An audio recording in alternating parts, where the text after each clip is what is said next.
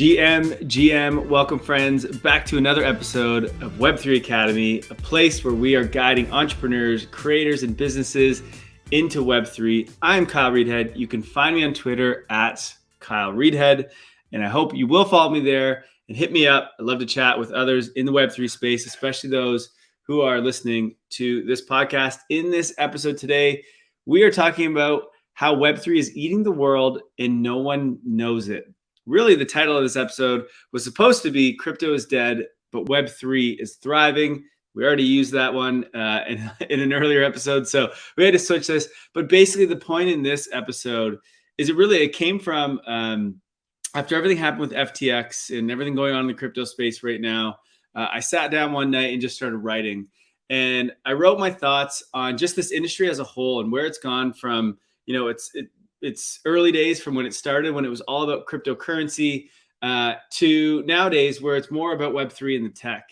And a lot of people don't understand the difference between the two and even understand that there is a big difference. And so I just wanted to dive into a bit of a journey of where this industry has gone and separate a few things so that you can understand the difference between all the bad that's going on in this space right now and then all the good that's actually happening that most people aren't realizing.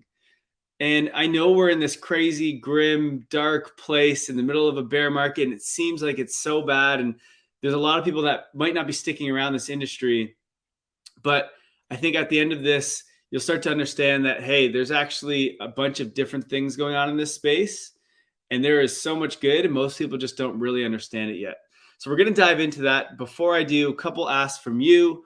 One, a no-cost thing for you that can really help us so much at Web3 Academy. If you like our content, if you support our content, then please follow or subscribe on YouTube, Apple Podcasts, Spotify, wherever you're listening to. Just give us a subscribe. That's all we need. If you want to do a review and a star, that's great too. But really, it's just about the subscribe and follow. That helps us grow. It helps get this content out to others. So I appreciate you and so grateful for you for doing that for us. And let's get into the episode so we don't waste any more of your time. Before we do, let's just take a quick second to hear from our sponsors. The future of social media is here, and that future lives in Web3 on top of Lens Protocol. Web2 social platforms are broken and ripe for disruption. You see, the epicenter of social media is the creators, and yet they are the most neglected. Web2 platforms like Facebook, TikTok, and Instagram are all essentially robbing creators of their worth. Creators are a new type of entrepreneur, forming new types of businesses. Yet with Web2 platforms, creators don't own their content or their profiles, and that's their product and business. Instead, they are tied to the platforms they choose to create on. Well, just like how crypto is freeing us from banks, Web3 is freeing us from these centralized platforms. On Lens Protocol, creators own their content, own their profile, and even their social graph and followers in the form of NFTs. This allows you to move freely from one social application to another with your content, profile, and followers moving along with you. Lens Protocol enables self-sovereignty for your social graph and interoperability across the internet. At Web3 Academy, we believe this is the future of social, and that's why we've partnered with Lens to ensure that the path of social media is heading in the right direction. Visit lens.xyz to learn more today. Unlock Protocol is the NFT membership protocol for Web3. Content subscriptions, community access, event tickets are all forms of memberships, one of the most common business models for creators and entrepreneurs today.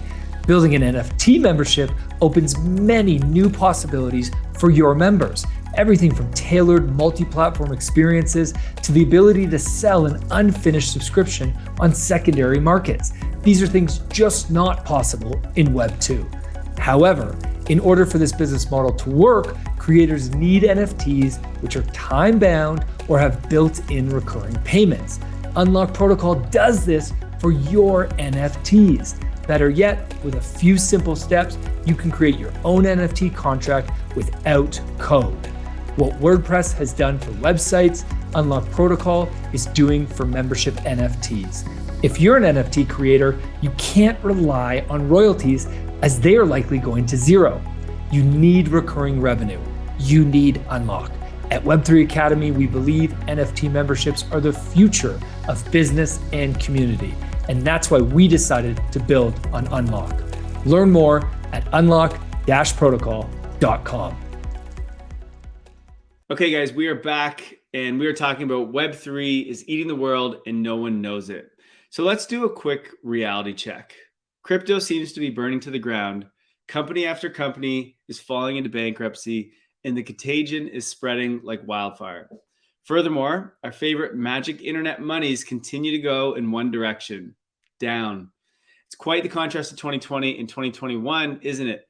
Back then, crypto companies were raising millions with ease. The charts were always green, and we were all on our way to becoming rich. What a time it was to be alive. Now, well, we're all broke and holding bags of shit coins that used to be worth 100x more than they were today. And don't even ask about the stupid JPEGs in our wallets we once paid thousands of dollars for. We can't even give them away because either the tech doesn't work or they're stuck in an exchange that no longer exists. You can't help but think, is it all over? Were the naysayers right all along? You know, they were always saying crypto is a scam, crypto has no value, crypto is just a Ponzi scheme. Well, my answer to that is crypto might be dead, but Web3 is thriving. You know, Web3 is the new sheriff in town, and it doesn't give two shits about FTX, Celsius, or Three Arrows Capital. Web3 isn't fazed by greedy billionaires and finance douchebags over leveraging and losing billions. You know what Web3 has to say about that? Just keep building. The best part about it is that Web3 is eating the world and no one even knows it. In the middle of an absolute crypto shitstorm, Nike, one of the biggest brands in the world, launched .swoosh. It's a platform to build virtual creations, aka Web3 powered marketplace to buy and sell user-generated NFTs using cryptographic wallets and identity built on cryptographic blockchain. Starbucks launched a new app for their loyalty program using stamps, is what they call it, aka a Web3 powered marketplace to earn, buy, and sell Starbucks NFTs built on top of a cryptographic blockchain. Instagram is allowing users to monetize their content by selling their posts as digital collectibles right inside of their app, aka a Web2 front end that automatically mints NFTs on a cryptographic blockchain. Reddit launched almost 3 million customized avatars that are stored in a user's vault. In other words, they onboarded 3 million people in NFTs that are disguised as JPEGs stored on a cryptographic blockchain in a cryptographic wallet. Do you see where I'm going with this? Web3 has literally never been better than it is today, even though the world around it is burning down. But this is the point that most people are missing. Cryptocurrency and Web3 are very different things. Yes, they are both functions of blockchain technology and both use cryptography, but in reality, they aspire to achieve very different goals. So let's take a quick dive into crypto versus Web3 so we can wrap our heads around what the heck is going on in this crazy digital world. Crypto versus Web3. When most people use the word crypto, they're referring to a shortened version of the word cryptocurrency, which was the first invention built on top of a blockchain. Bitcoin, or the king of crypto, was the first of these new currencies that uses cryptography as its monetary policy rather than a central bank. It's an incredible invention that started the blockchain revolution that we're in today. Cryptocurrencies, or you could think of them as, let's say, crypto money, are financial instruments that aim to separate money from the state.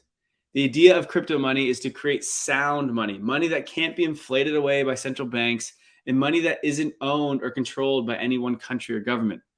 The big idea here is if we fix money, we fix the world, right? If governments no longer control their local currency, they'll have to start behaving. It puts the power back into the hands of the people as governments can no longer print their way out of problems like they do today. It brings financial equality and opportunity across the world. Now, since Bitcoin, many cryptocurrencies have launched, attempting to become the next big crypto money. Some have faster transaction speeds and some have cheaper fees, while others, quite frankly, are just idiotic meme currencies. Regardless, up until just about a few years ago, that was all the crypto industry had to offer. These speculative internet native currencies which promise to change the world. So when most people refer to crypto as being a scam, a Ponzi scheme, or saying it has no value, this is what they are referring to. And for the most part, they're actually correct. Most of these currencies from the early days went to zero. Some of them still are not at zero. I don't understand why. I mean, I do understand why, but it's ridiculous, right? The problem is those all these people that are calling crypto a scam or a Ponzi scheme or saying it has no value, they miss the forest for the trees. they miss the true unlock of blockchain technology. And before I go any further, let's be clear. Sound internet money built on a censorship-resistant blockchain is one of the greatest inventions of all time, right? So I'm not knocking the crypto money side of things. I think that is extremely important, and we need that for what we're trying to build here in Web3 and crypto. Now, I won't go into any more detail on which sound money I think is the best, as that is not the point of this article. ETH, ultrasound money. Oops, sorry. The cold winters of Canada here are getting to me. But let's move on, right? So we built sound money. Now there's a bunch of scams, there's a bunch of Ponzi schemes, there's a bunch of extra tokens that make this industry and make sound money look terrible and look stupid, right? That's where we get this sort of like reputation from. And that all came in the 2016, 2017, 2018 era. Then we move on to DeFi, right? We built DeFi, decentralized finance. Now, I'm going to keep this part short as it's only important to clarify what just happened in this industry. But the idea of DeFi was this. If we're going to have internet native money that uses cryptography as a monetary policy rather than central banks, we should also create financial services which use cryptography to facilitate those services rather than traditional banks. So the goal was to remove trusted third parties and custodians at all levels of the money tree. And so we did just that. And by we, I mean the thousands of extremely smart blockchain developers around the world who are way smarter than me. I just write and talk about this stuff. Uniswap, Aave, MakerDAO, and many other incredible DeFi applications were built on top of blockchains. They facilitate lending, borrowing, and various other financial services in a permissionless and trustless manner to anyone in the world with access to the internet. Another incredible invention enabled through blockchain technology. But wait, lending, borrowing, crypto, isn't this the thing that made all these crypto companies go bankrupt? Isn't this the reason why my life savings, my 401k, and the money from refinancing my mortgage just went to zero? I'm just kidding. Don't do that. But this is the part of the story where people tend to get a bit confused. The answer is no. DeFi is actually thriving right now. These applications are working exactly as planned and have had zero bankruptcies or bailouts during the recent bear market. Where things went wrong was in CeFi, centralized finance. You know, a group of finance bros who didn't quite get the memo on what crypto and DeFi were all about decided to take retail investors' crypto and start lending, borrowing, and leveraging it the traditional way. The way where we have to trust institutions and humans to do the right thing instead of trusting cryptographic protocols to do the only thing that it's programmed to do, which is not fail. Unfortunately, most people don't understand the difference between DeFi and CeFi, or more likely just don't actually care. And they're just willing to hand their crypto to these greedy douchebags to play around with. Trusting humans and institutions with our money, aka power, is always the problem, my friends. And that is why our industry is in the mess it is today. The FTX implosion, another catastrophic event that is making most people in the world believe that crypto is once again dead. Again, it's regarding financial instruments and this idea that crypto equals money. But cryptography and blockchain don't equal money. What cryptography and blockchain really enable is trustless and permissionless digital ownership. Now, money is one product of that, but there are so many more. And that brings us to the party happening right now in Web3. So before I get into Web3, we remember that crypto is talking about, in crypto, I put in quotations because that's just the word that people use, because it's short form for cryptocurrencies. You could call Web3 crypto because it's all using cryptography, but now we're just getting into semantics with words. But understand that it's cryptocurrencies that are currently getting us into this mess. And not even that, it's people using cryptocurrencies to do centralized things, which is actually the whole problem of money in the first place, right? With traditional banks. So if crypto equals crypto money, right? Cryptographic money, then Web3 equals crypto tech or cryptographic technology. So while crypto is focused on fixing money and separating it from the state, Web3 is focused on fixing our internet rights and separating our data from big tech companies. On the internet, data equals power. It's another form of value, just like an internet commodity, just like money. Now, big tech companies own and control our data and thus own and control the power. The more we use the internet, the more power these companies gain. I'm not even sure that most people realize the size of this problem currently. Big tech in some instances owns more power than many nation states themselves. Think about it. Facebook, the largest tech platform online, hosts almost 3 billion users. Meta, its parent company, owns 4 apps that each have more than 1 billion users on it. Whereas the largest country by population in the world, China, hosts 1.4 billion people. Now, we're comparing apples to oranges here, but the more we live, work, communicate, and do just about everything on these platforms, the bigger our problems become. China can't track all the data on those 1.4 billion people, everything they do. Facebook can, Meta can, right? But this is where Web3 comes to the rescue. We can use blockchain technology to provide trustless and permissionless ownership over our data, just like we can with our money.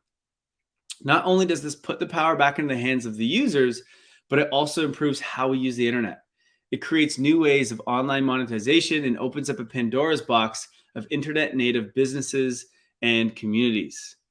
Now, if you're not completely familiar with what Web3 is, one, you can go to my Twitter and check out the pinned tweet there on what is Web3, or there's a podcast episode which you can just search in, and it's called Web3 Unlocks New Business Models.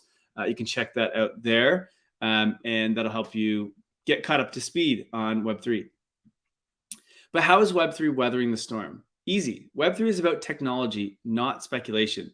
It's about creating a better experience for users, which includes giving them ownership and sharing value and power with them too. And most importantly, it's working. The biggest brands in the world have all bought in. Nike, Adidas, Budweiser, Visa, FIFA, the NFL, the NBA, the list goes on. They see the value that Web3 technology brings to their audiences, and they want to be a part of it. Even better, the biggest tech companies in the world have bought in too. They understand that Web3 is the future and that their businesses have the most to lose from avoiding adoption. Rather than reacting as the music industry did with, let's say, Napster and downloadable music, tech companies today are smarter and are instead embracing technological disruption. Google is helping developers and businesses with Web3 tech stack. Meta is helping creators turn their content into self-owned content via NFTs. Reddit is onboarding millions into accessing Web3 wallets. And Twitter, well, who the hell knows what Elon is doing over there, but it looks like they're making moves into Web3 as well. The point is, everyone's on board with Web3. Blockchain technology is accelerating at an exponential rate. The human and intellectual capital entering the space just continues to grow. And companies, brands, celebrities, and more across every industry possible just continue to experiment and utilize this technology. Even during the darkest moments of this crypto bear market, the Web3 party hasn't stopped. Interest rates, the money printer, and greedy finance bros don't impact this party. The GMs are still flowing on Twitter, the builders are still building, and the party continues. And so I say it again, crypto may be dead, but Web3 is thriving. And honestly, Web3 is just getting started. So that was the article that I decided to write last week, and really just breaks down what's really going on in this industry. And so I hope that we can all separate this sort of like crypto, DeFi, CeFi mayhem that's happening right now, and understand that what's really going on here is actually incredible and it's working. And while the money side of crypto looks a bit grim, and that's okay, the tech side of crypto, i.e. Web3, is just growing so fast. There are so many companies, so many businesses that are all building on in Web3, and it's pretty amazing to see how fast this tech is growing. And so if we look a year from now, 2 years from now, who knows what's going on with these prices of crypto? But it's kind of irrelevant, because if you're building in this space, if you're taking notice in the space, if you're using the stuff in the space, then you are learning one of the fastest growing technologies this world has ever seen. And so let's keep partying. Let's keep enjoying what's going on in Web3, because this party is not stopping. We don't care what's going on in the crypto world, because Web3 is fired up. Well, friends, thank you. Thank you so much for listening. I hope this was useful. I hope this was helpful to you to kind of understand this industry and where things are going. Hopefully it also gives you a more optimistic look on this space with everything happening right now. This is not the time to leave crypto. This is not the time to leave Web3. This is the time to be building, to be learning, to be creating, because the opportunity is right now in this space. And those who stick around right now are going to see the greatest returns, the greatest opportunities when everything turns around in terms of markets, interest rates, and all that kind of stuff. Friends, thank you so much again for listening. And please subscribe, follow on Spotify, Apple Podcasts, YouTube, wherever it is. And if you're on YouTube listening, throw a comment below. Let me know what you think of this, or join our Discord and jump in there and have a chat with us, because we are always hanging out in the Web3 Academy Discord. Friends, thank you and have a wonderful, wonderful week. Thank you for listening to Web3 Academy. We hope this helps you along your Web3 journey. And if it does, please share this episode and subscribe so you don't miss the next one. Nothing in this podcast was financial advice. Crypto and Web3 can be risky. You can literally lose it all. In fact, if you invest on account of what we say, you probably will lose it all. So don't do that. In all honesty, the point of this podcast is to remove the noise of markets and price and focus on utility and implementation anyway. So you should not take any of this as financial advice. Thank you, friends, and see you in the next one.